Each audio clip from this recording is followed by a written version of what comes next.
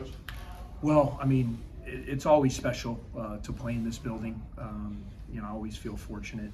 This is one of the iconic, in my opinion, iconic places in all of college basketball.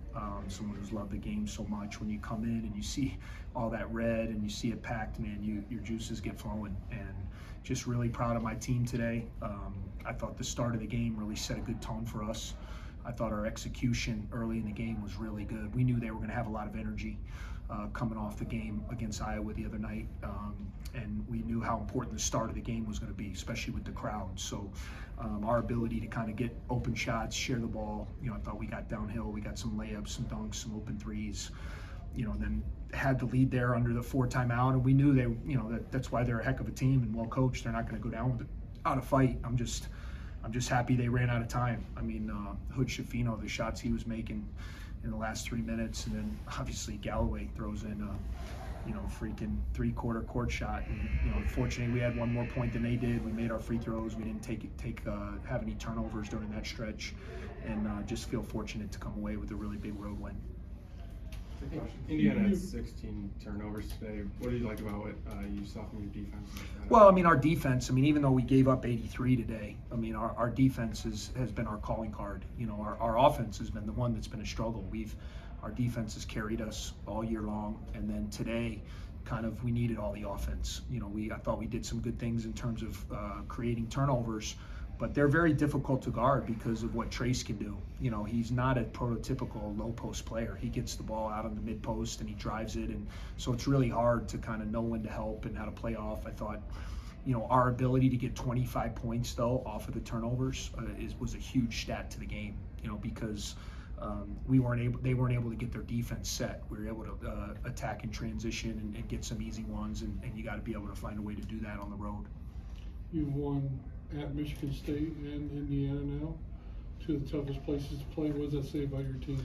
Well, I've been saying we have a lot of heart, and it's still early. Every game we've played 4 now. We got 16 to go, but to play this schedule, we've played these first 4 games. To play Ohio State, Illinois, Michigan State, and Indiana, 2 of those on the road, and come out of that 3-1. That's a really good stretch for our guys. We're not perfect by any stretch of the imagination. We have a lot of limitations, but our guys really battle and they really fight, and there's power when you have a together group. Everyone knows their roles. They play. We know our guards are the ones that are keys. They have the ball in their hands. They make the decisions, and those other guys are just filling into their roles nicely. We getting good production. The bench guys are coming in and helping us. Matt Nicholson's emergence. I thought Ty Berry's game today, a double-double with 11 rebounds, was huge from the wing position, and just really proud. I just love going into those locker rooms. You can tell when a team is really together and they know they laid it all on the line, and super proud of our effort today. Coming off a tough shooting performance against Illinois, can you speak to the way Boo lifted this team offensively in the second half? Yeah, he was fantastic because Chase went down with a little bit. His back locked up on him. On early there in the second half, it kind of tweaked on him, and I was like, where's he at? We got to get him back in the game. But, Boo's ability to play in the pick and rolls, kind of the rest of that game, I thought he made really good decisions.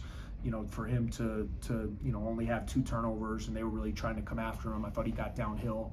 He made some big time floaters. We executed, had a really good score out of a timeout one time when we were bleeding a little bit, side out of bounds. He got to his right hand, made a couple big shots over Trace, which is not easy. He's such a great shot blocker. But he was fantastic. You come in here and you get 26 points on the road against a talented team like that, and then you add 19 and 8 from Chase with 6 steals. Those guards, certainly were worthy of playing as big-time players today.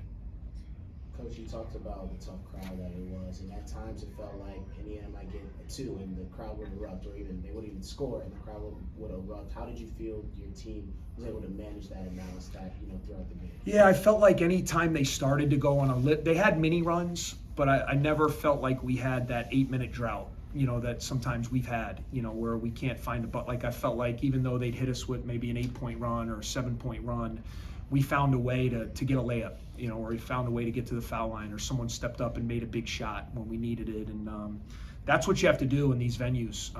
That's what's so fun about playing in the Big Ten. Like, these crowds are going to show up. The students are going to, there's nothing better, in my opinion. and you're going to be tested. We told our guys the communication, it was loud. You know, there were a couple times even after the game where Booth said to me, "Coach, I know you were calling a play, but I didn't hear crap," you know, because it was so loud in there. And just so, you know, having older guys, you know, too. You know, I thought Robbie Barron played a great game for us today, but having him as a senior, Boo as a senior, Chase as a senior, Ty Berry as a junior who's played a lot, that's where you really lean on your veterans. You've talked about it multiple times right now, 14 steals for your group. Was that kind of a strategy going into prepping into this week, or is that just kind of a thing in the moment that your team responded to well? Well, we've been pretty active defensively. You know, if you look at our numbers, I mean, we haven't been giving up 80-plus points. I mean, I think Pitt was the only team to really do that to us early in the year. You know, but we've been forcing more turnovers this year. Part of it is Chase. I mean, he had 6, he had half those steals. So, you know, his activity, I think, becomes infectious.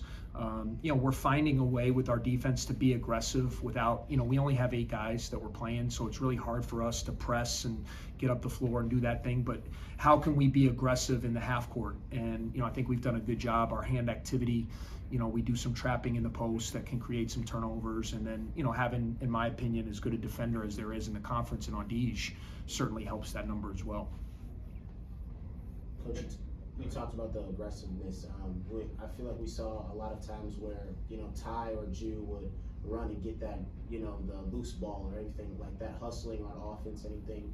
You know, when does that aggressiveness on defense translate to the offense, and is that part of the formula that you talked about post-game last? Yeah, I mean, guys, our guys know we have no chance if we don't, you know, we come into every game saying if we got to be the hardest playing team on the floor. If we're not going to, you know, and that's not disparaging to the talent. We have good players, but, you know, we, in terms of depth, in terms of size, in terms of scoring prowess, like, we're not some of these teams, what they trot out, we don't have, but we do have a lot of heart and we do have a lot of fight, and we're really together, you know, and we talk about those things. Can we do those things every night at an elite level? And if you do, hopefully you'll put yourself in a position to win some games. And, you know, fortunately for us, we've won some close games. You know, we've taken a lot of flack throughout the years for not being able to close.